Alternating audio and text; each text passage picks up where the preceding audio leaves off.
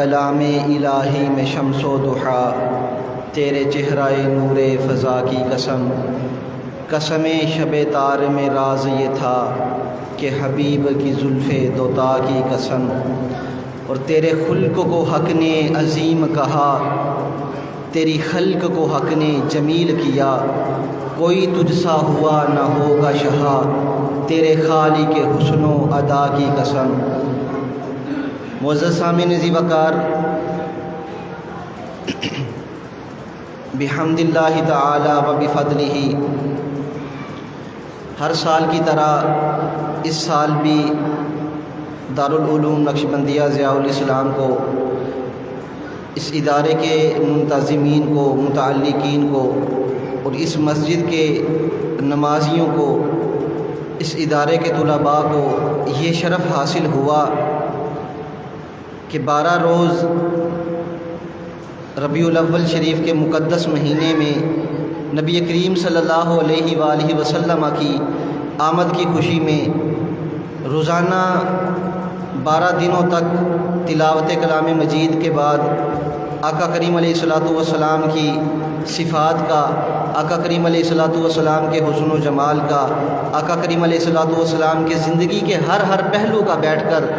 صبح سویرے ذکر کرنے کا شرف حاصل ہو رہا ہے، اور یہ یقیناً میرے خدا کا فضل ہے، یہ اسی کے کرم کے ساتھ ممکن ہے۔ المختصر یہ کہ میرے ذمہ جو موضوع لگایا گیا، سیرت النبی صلی اللہ علیہ وآلہ وسلم کی ضرورت و اہمیت، قرآن مجید فرقان حمید میں سے ایک آیت مبارکہ کا تھوڑا سا حصہ تلاوت کرنے کا میں نے شرف حاصل کیا۔ دعا ہے کہ رب کائنات کا ماحقہ بیان کرنے کی توفیق عطا فرمائے۔ اللہ نے فرمایا لَقَدْ كَانَ لَكُمْ فِي رَسُولِ اللَّهِ أُسْوَةٌ حَسَنَةٌ، البتہ تحقیق تمہارے لیے نبی کی ذات میں، اللہ کے رسول کی ذات میں بہترین نمونہ ہے۔ اسوۃ حسنہ خوبصورت ترین بہترین نمونہ ہے۔ اسوہ کہتے ہیں عمل کرنے کے لیے نمونے کو، یعنی وہ راستہ، وہ طریقہ جس پر چل کر کسی کی پیروی کی جائے، کسی کی اتباع کی جائے، اس کو کہتے ہیں اسوہ۔ تو اللہ نے فرمایا کہ تمہارے لیے رسول اللہ کی ذات میں، اللہ کے نبی کی ذات میں بہترین نمونہ ہے۔ معنی یہ ہے کہ زندگی کے ہر پہلو میں وہ معاشرتی اعتبار سے اس کا تعلق معاشرت کے ساتھ ہو، اس کا تعلق معاشی اعتبار سے ہو، اس کا تعلق کسی بھی پہلو سے ہو، اس کے لیے ہمیں رسول کائنات صلی اللہ علیہ وآلہ وسلم کی زندگی میں بہترین نمونہ ہمارے لیے رب کائنات نے رسول کریم کی ذات کو پیدا فرما کر ہمیں بہترین نمونہ عطا فرما دیا۔ اور احباب ذی وقار، اس کی بہترین مثال، بہت اچھی مثال ہمارے پاس غزوہ خندق کی ہے، جب ایک طرف مشرکین مکہ کا اچانک حملہ تھا اور دوسری جانب وہ لوگ جن کے ساتھ رسول کائنات صلی اللہ علیہ وآلہ وسلم کا معاہدہ ہو چکا تھا، یعنی مدینے کے رہنے والے یہودی، آقا کریم علیہ الصلوۃ والسلام کا ان کے ساتھ معاہدہ ہو چکا تھا کہ ہر مشکل وقت میں ایک دوسرے کا ساتھ دینا ہے۔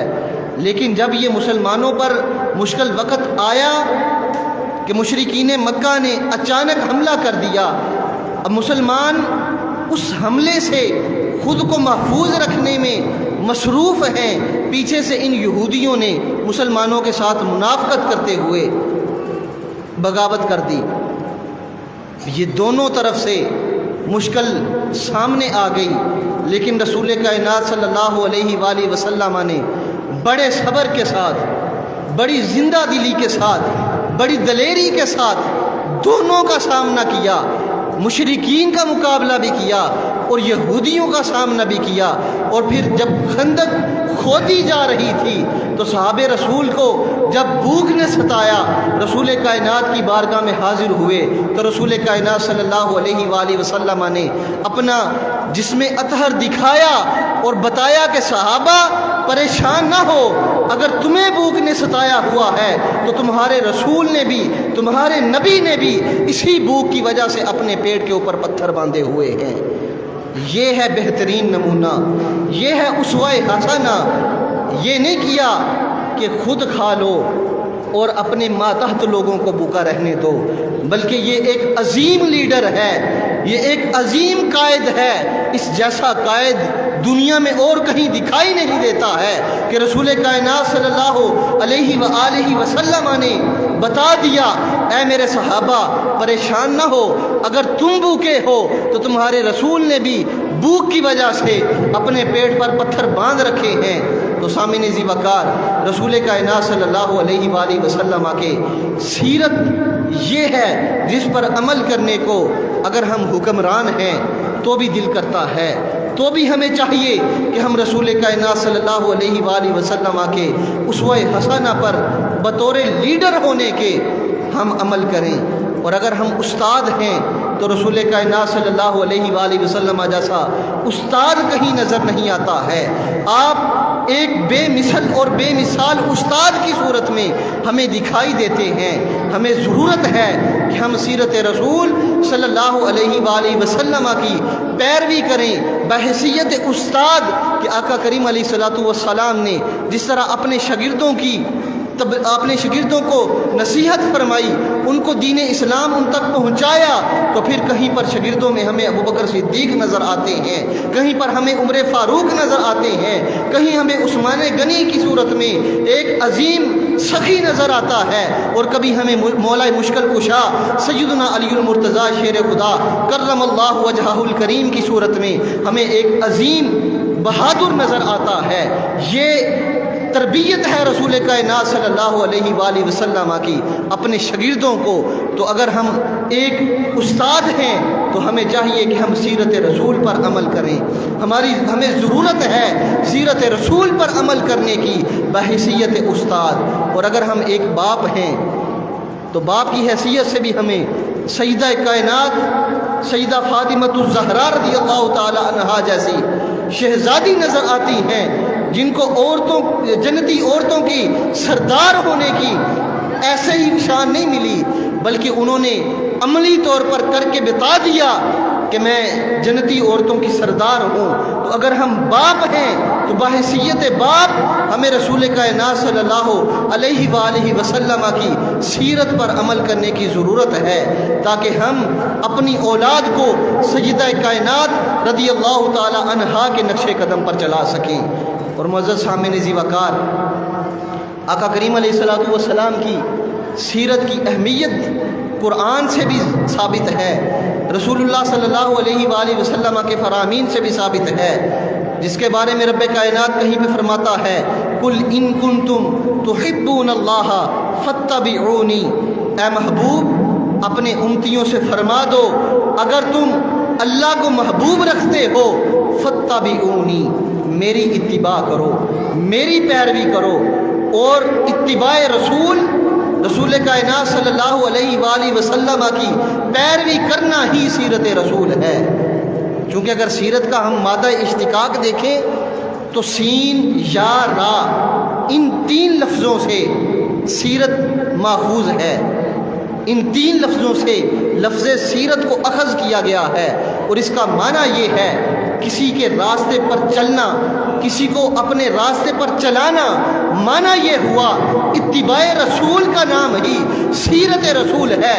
نبی کریم صلی اللہ علیہ وآلہ وسلم کے ہر قول پر عمل کرنا، آقا کریم علیہ الصلوۃ والسلام کے ہر فعل پر عمل کرنا، یہی سیرت رسول ہے۔ اور اللہ فرماتا ہے کہ اے محبوب اگر یہ اللہ کو محبوب رکھتے ہیں تو پھر ان سے فرما دو کہ میری اتباع کرو۔ معنی یہ ہے کہ میرے قول و فعل پر عمل کر لو، پھر اللہ کے محبوب بن جاؤ گے۔ نہ صرف تم اللہ کو محبوب بنا لو گے بلکہ اللہ رب العزت تمہیں محبوب رکھ لے گا، اللہ تم سے پیار کرے گا۔ اور پھر قرآن فرماتا ہے من یطیع الرسول فقد اطاع اللہ، یہ سیرت رسول کی اہمیت ہے، یہ رسول کائنات صلی اللہ علیہ وآلہ وسلم کے راستے پر چلنے کی اہمیت ہے کہ اللہ فرماتا ہے جس نے میرے رسول کی اطاعت کر لی اس نے اللہ کی اطاعت کر لی۔